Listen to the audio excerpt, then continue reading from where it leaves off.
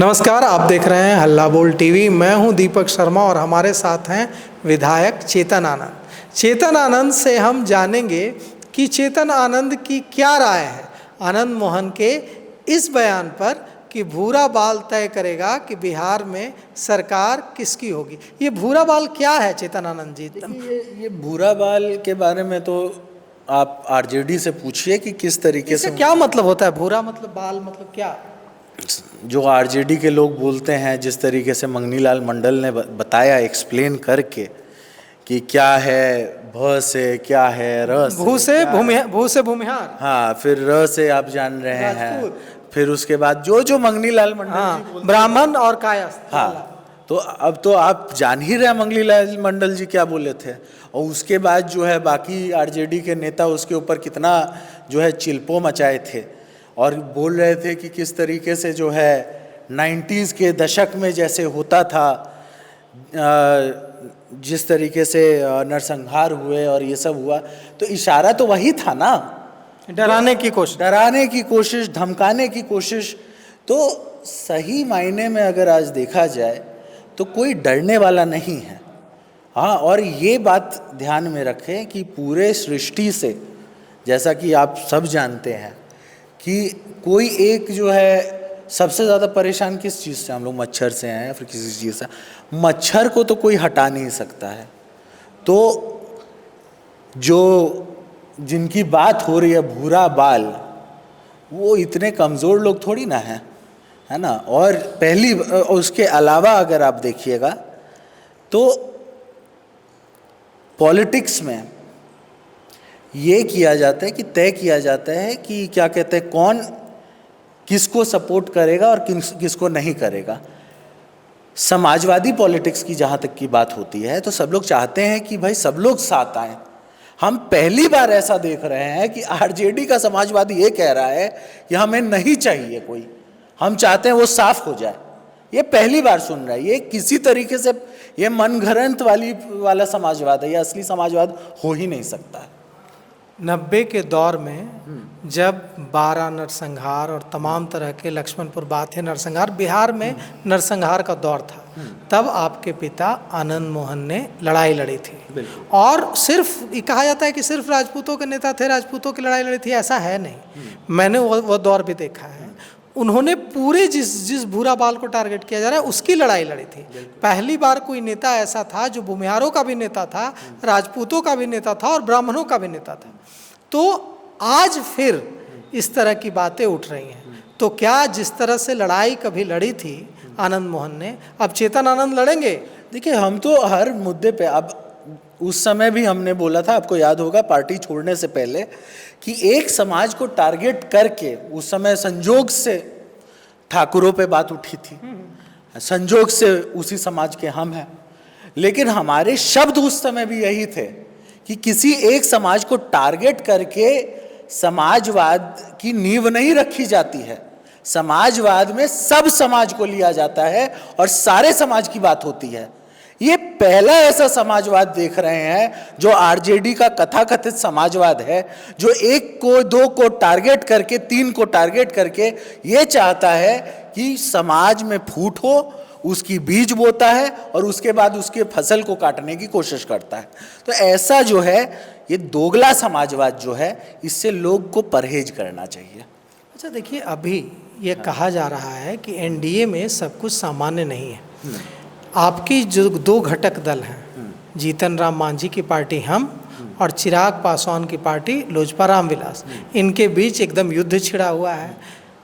तो इससे एनडीए कितना कमज़ोर होगा? नहीं, देखिए, कमज़ोर की बात कहाँ है।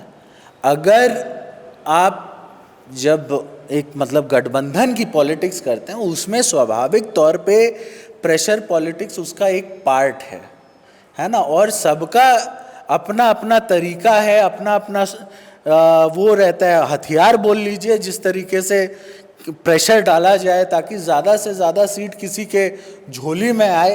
तो ये सब तो लोकतंत्र की खूबसूरती है ना। इसको अगर अब मान लिया जाए कहाँ कि लोकतंत्र, पिछली बार चुनाव में कहाँ चिराग पासवान गए प्रचार करने जीतन राम मांझी के लिए? तो लोकतंत्र की गठबंधन धर्म तो नहीं है, लोकतंत्र की खूबसूरती तो नहीं तो है। उसके ऊपर तो काफी बात हमने बोल दिया है, बार बार वही बात थोड़ी ना तो बोले। इस बार फिर जाएंगे एक दूसरे के लिए प्रचार करने? गठबंधन धर्म ये कहता है कि सबको साथ लेकर के चलना चाहिए। गठबंधन धर्म जब भी होता है तो सबके साथ मिलकर, हाँ आपस में जो हेल्दी कंपटीशन है वो रुकना नहीं चाहिए, वो भी उसकी भी जगह है, लेकिन ऑल इन ऑल ये होता है कि गठबंधन धर्म ये कहता है कि सब परिस्थिति में एक साथ मिलकर के जो मेन दुश्मन है उसको कैसे हराया जाए, जो वैसे लोग हैं जो जनता को दिग्भ्रमित करने की कोशिश कर रहे हैं उनके खिलाफ कैसे लड़ा जाए। देखिए, अभी कहा जा रहा है कि एनडीए में जिस तरह से चीज़ें चल रही हैं, इसके बाद एनडीए में टूट हो सकती है, क्योंकि ऐसा लग रहा है कि सीटों के बंटवारे पर सहमति नहीं बन पा रही। तो आपको क्या लग रहा है, एनडीए टूटता हुआ दिख रहा है? हमको तो महागठबंधन टूटता हुआ दिख रहा है। महागठबंधन में टूट हो मेरे चश्मे से देखिए तो महागठबंधन टूट रहा है। कौन जा रहा है बाहर? देख लीजिए, अभी तक तेजस्वी यादव को अनाउंस नहीं किया जा रहा है, उनको तिलमिलाहट हो रही है, बोल रहे हैं सारे सीट पे हम लड़ेंगे। तो टूट कौन रहा है? एनडीए तो ठीक है, टूट महागठबंधन रहा है ना। जब वहाँ पर अब देखिए मुकेश सहनी बोल रहे हैं जब तक हमको डिप्यूटी चीफ मिनिस्टर नहीं घोषित किया जाता हम आपके साथ नहीं हैं। वहाँ पर तेजस्वी जी जो है कांग्रेस से लड़ रहे हैं, कांग्रेस तेजस्वी जी से लड़ रही है।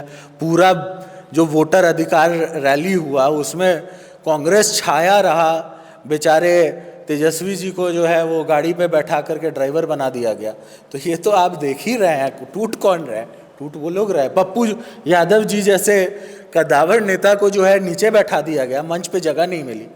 तो टूट तो उधर है, इधर तो सब कुछ सही है, everything is fit and fine. आपको क्या लगता है कितनी सीटें आ रही हैं एनडीए को इस बार? एनडीए को इस बार अच्छी खासी सीट आपको मिलेगी। हम लोग का टारगेट है 225 का जो टारगेट था वो रिवाइज हो गया है 240 से ऊपर। अब जितने सीट हैं सबका टारगेट मान के रखिए, है ना। कहा जा रहा है कि नीतीश कुमार, देखिए इससे कोई इनकार नहीं कर सकता है कि नीतीश कुमार ने बिहार में सड़कों की व्यवस्था अच्छी की, बिजली की व्यवस्था अच्छी की, कानून व्यवस्था की स्थिति बेहतर की, लेकिन यह नीतीश कुमार की सेहत पर लगातार सवाल उठाया जा रहा है। कहा जा रहा है कि नीतीश कुमार का दौर था, नीतीश कुमार ने सारी चीज़ें की, अब नीतीश कुमार थक रहे हैं। तो क्या आपको लगता है कि इसका उत्तर देने के लिए निशांत कुमार को आगे आना चाहिए या किसी उनको अपना उत्तराधिकारी घोषित करना चाहिए, जैसी कि मांग आपके गठबंधन एनडीए के नेता उपेंद्र कुशवाहा ने खुलेआम अपने कार्यक्रम, अपनी रैली के मंच से की? देखिए सिंपल, जदयू खत्म हो जाएगा अगर निशांत कुमार आगे नहीं आए। नहीं, हम ये कह रहे हैं कि जब घर का नींव डाला जाता है तो इंजीनियर एक ही होता है, तब जाकर के वो घर जो है आलिशान बनता है, बहुत अच्छा बनता है, उसमें कोई त्रुटि नहीं होती है ना।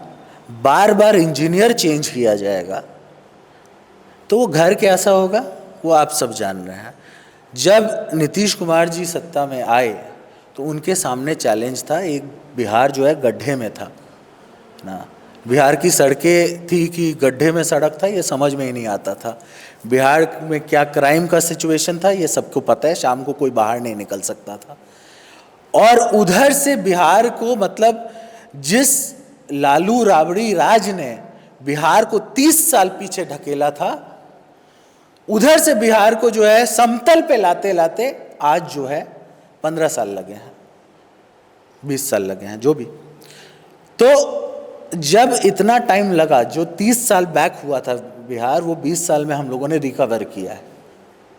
अब यहाँ से हम जब समतल पे आए हैं तो अब बात होगी पलायन रोकने की, अब बात होगी करप्शन रोकने की, अब बात होगी जो थोड़ा मोड़ा अब रह गया है, क्या बोलते हैं, कानून व्यवस्था को ठीक करना, उसको करने की। तो जब इंजीनियर आप बदल दीजिएगा, घर का जो नींव डाला वही नहीं रहेगा, तो स्वाभाविक तौर पे अगले 5 साल के लिए आपके लिए चीज़ें मुश्किल हो जाएंगी। और अगले 5 साल के लिए भी हमें उस विजन पे चलना पड़ेगा, क्योंकि जो व्यक्ति, अब देखिए कितनी बड़ी बड़ी योजनाओं का इस बार हुआ, 125 यूनिट बिजली फ्री हो गया, बहुत बड़ी बात है। दिल्ली के तर्ज पे जो 200 यूनिट फ्री की बात थी उससे अलग ये है, क्योंकि उसमें 200 के बाद जैसे ही 201 होता है तो पूरे 201 का आपको बिल आएगा। लेकिन बिहार सरकार ने क्या किया, फंडामेंटल राइट बना दिया उसको, मतलब 125 यूनिट बिजली फ्री, मतलब फ्री। पहला सिक्का जो 126 पे होगा तब उधर से गिनाएगा, बहुत बड़ी बात है। उसके बाद वृद्धा पेंशन आप देख लीजिए, उसके अलावा अन्य चीज़ें है ना। अब देखिए फैक्ट्रीज़ के लिए जगह, चाहे आपको फतुहा हो, अभी पटना के साइड में है, फतुहा में जो है इंडस्ट्रियल एरिया बनने की बात है। उसके बाद शिवहर जैसे छोटे ज़िला में, वहाँ पर भी आपको क्या बोलते हैं, सलेमपुर गांव में जो है देखिए यहाँ पप्पू यादव कह रहे हैं कि जितनी चीज़ें हुई, पूर्णिया में एयरपोर्ट बना, जितना विकास का काम हुआ सारा तो उन्होंने कराया है। वो कह रहे हैं कि सारा क्रेडिट तो मुझे मिलना चाहिए, मेरे एमपी बनने के बाद सारा कुछ हुआ और मैंने करवाया है सारा कुछ। ये सारी बातें सब अपने आज ही कहा है उन्होंने कि सारा मैंने करवाया। अपने अपने लोकल एरियाज में बहुत सारी बातें करते हैं, लेकिन सबको पता है कि वो ज़मीन बिहार सरकार ने ली, वो उस पे एयरपोर्ट केंद्र सरकार ने बनाया, और मंच पे जगह पप्पू यादव को एनडीए में मिला, महागठबंधन में नहीं मिला। तो स्वाभाविक तौर पे उनको तो हम, मतलब हमारे चाचा हैं, हम बोलते हैं कि आ जाइए चाचा, यहाँ पर ज़्यादा इज्जत मिलेगा, है ना। वहाँ पर तो मंचों पे जगह नहीं मिल रहा था, यहाँ पर हम देखे जदयू में बुला रहे हैं क्या चाचा? ना, हम देखे जदयू में बुला रहे हैं चाचा को। आ जाएंगे तो हमको और आशीर्वाद मिलेगा, उसमें कोई इशू नहीं है। लेकिन हम देखे कि प्रधानमंत्री जी से गुफ्तगू जो हुई, वो अपने आप में वो तस्वीर बहुत कुछ कहता है। एक तरफ जो है आपको इग्नोर किया जा रहा है, दूसरे तरफ आपको जो है सराखों पे बैठाया जा रहा है। हम पप्पू चाचा को बोलेंगे कि आप एनडीए ज्वाइन कर लीजिए, और रहना भी उधर चाहिए जहाँ पर ज़्यादा मतलब स्वाभिमान से, जहाँ पे समझौता ना करना पड़े। वो तो कह रहे हैं कि मैं सारा अपमान सह के भी रह रहा हूँ, भगवान शिव का अपमान हुआ, भगवान बुद्ध का अपमान हुआ, मेरा भी अपमान हो रहा है। उनके पास ऑप्शन नहीं है। तो क्या आप कह रहे हैं कि वो अगर यहाँ पर रहेंगे, अगर एनडीए में रहेंगे तो ज़्यादा उनको जो है मान सम्मान मिलेगा। वो तो बेचारे, मतलब अब देखिए, किसी एक व्यक्ति को हराने के लिए ये बोल दिया जाए कि मतलब फला दूसरे पार्टी को वोट दे दो लेकिन इनको मत दो, तो अब उधर बच क्या गया था? वो तो उनको पहले ही समझ जाना चाहिए था कि महागठबंधन में अब उनके लिए जगह नहीं है। कहा जा रहा है कि इस बार आपके परिवार से आपके अलावा भी दूसरे सदस्य विधानसभा चुनाव लड़ सकते हैं, इस बात में कितना दम है? देखिए, वो सारी बातें वक्त की तिजोरी के अंदर बंद है ना। पिटारा खुलेगा, कुछ होगा, आपको भी पता चलेगा, हमको भी पता चलेगा।